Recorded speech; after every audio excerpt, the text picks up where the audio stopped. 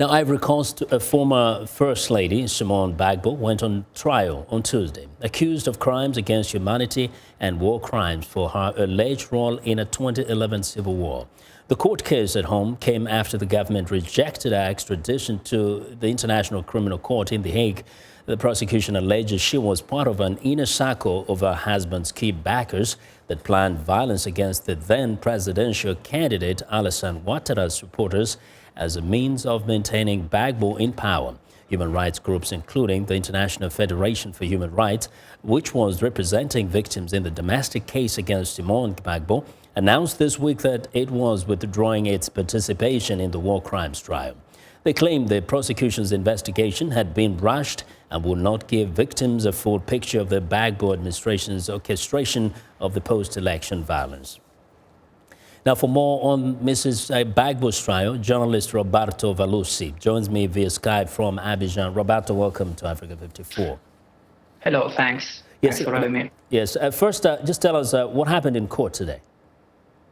Well, the trial is starting, and Ms. Gbagbo is going back to trial after being, as you said, condemned already to 20 years for crimes committed in the post-electoral crisis in 2010 and 11. So the trial is starting. There are new charges. Besides crime, she's been charged for war crimes because last year the Ivorian Parliament introduced the crime against humanity and war crimes. So now she's been being judged for those kind of charges.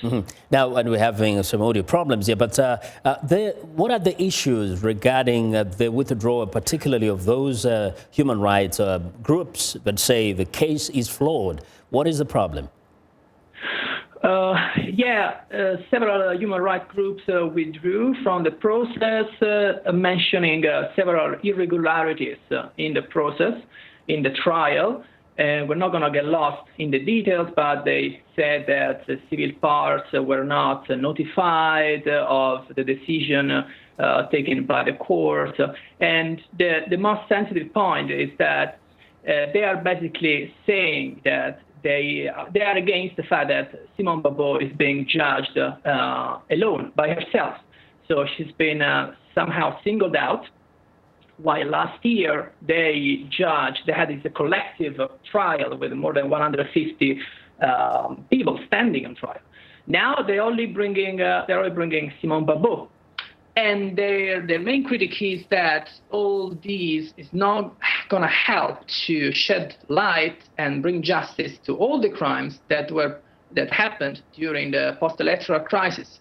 And the lawyers in a statement mentioned the fact that not only crimes committed by Gbagbo's side took place, but there are also a considerable amount of crimes committed by Alassane Ouattara's militias. Alassane Ouattara was the rival of Gbagbo during the conflict. So if they only look at Simone Gbagbo, they're going to discard all the rest. That's the fear of these human rights organizations. Quickly, Roberto, are there those who feel like the politics is playing into this rather than just sticking with justice? Oh, yeah, absolutely. I mean, the position of, from their point of view, this is all a political game. And the main goal is to shelter the pro-Ouattara's people from further prosecution. In which way? We have to mention the role of the ICC, the International Criminal Court, which is now judging Gbagbo in The Hague, demanded Simone Gbagbo to The Hague for judging on similar charges.